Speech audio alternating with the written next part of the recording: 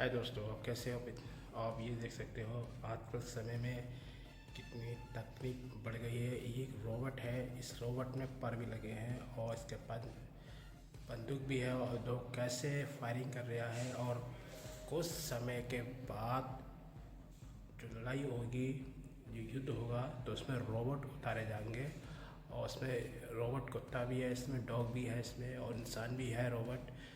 तो इनसे ही लड़ाई होगी, यही युद्ध करेंगे आने वाले समय में। इसमें इंसान की ज़रूरत होगी, वो रोबोट को चलाएंगे, मगर लड़ाई में रोबोट कूदेगा और ये डॉग भी लड़ाई में कूदेगा।